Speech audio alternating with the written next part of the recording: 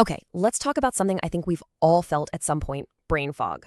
That really frustrating feeling. We're going to dig into what's actually causing it and, way more importantly, how we can start to clear it up. You know that feeling, right? It's like your brain is just buffered. You're trying to find the right word, but it's just out of reach. Or you walk into a room and completely forget why you're there. You just feel kind of fuzzy, slow, and not quite yourself. It's so disorienting. So, what is brain fog, really? Well, here's the thing, it's not an actual medical condition. Think of it more like a check engine light for your brain. It's a collection of symptoms, like poor concentration or memory issues, that are telling you something is a little off balance. It's a real thing. You're not just imagining it. All right, here's our game plan. First, we'll nail down what brain fog is. Then, we'll play detective and unpack the causes. After that, we'll look at the pathways to clarity, and we'll wrap up with a solid action plan you can start using, like today.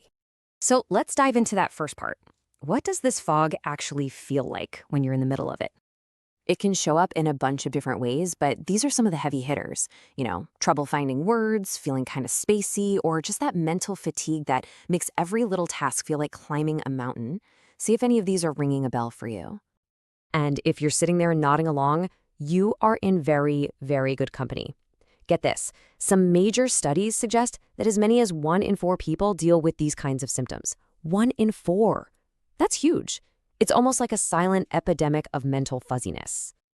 Okay, so if it's that common, what in the world is causing it? This is where we get to investigate the usual suspects behind the fog. Generally, the causes fall into 2 big buckets. On one side, you've got lifestyle factors, the day-to-day habits that we can often tweak and control. And on the other side, you've got potential medical roots, things that might need a professional to look into. We're going to break down both. Let's start with the one where we have the most power to make a change pretty quickly, our lifestyle and our environment. I mean, this list basically reads like a summary of modern life, doesn't it? Poor sleep is a massive one. When you don't sleep enough, your brain literally can't clean itself out. And chronic stress, that just floods your body with cortisol, which is a total disaster for memory and focus. Even something as simple as not drinking enough water can shrimp your brain cells and make it hard to concentrate. It all adds up.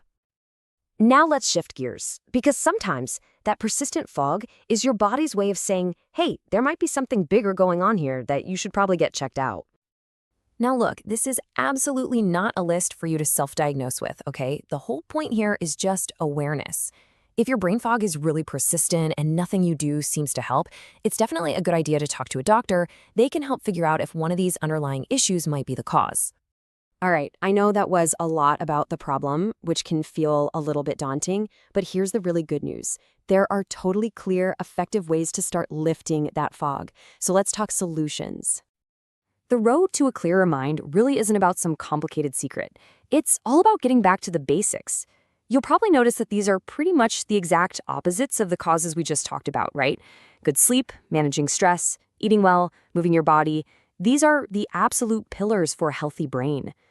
So if you're looking at that list and feeling a little overwhelmed, wondering where to even begin, this chart is your best friend.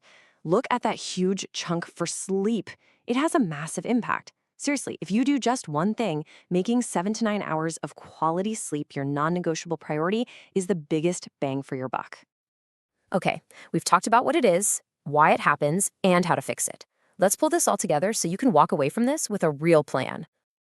I absolutely love this quote because it just takes all the pressure off. You don't have to wake up tomorrow and suddenly be perfect. It's not about some huge life-altering change. It's about all the small positive things you do adding up over time. Progress, not perfection. So I want to leave you with this question. Forget the whole list for a second. Just pick one thing. What is one small change you can make today? Maybe it's just deciding to drink an extra glass of water. Or maybe it's setting an alarm to go to bed 15 minutes earlier tonight. What's that one tiny step you can take right now to start clearing the fog?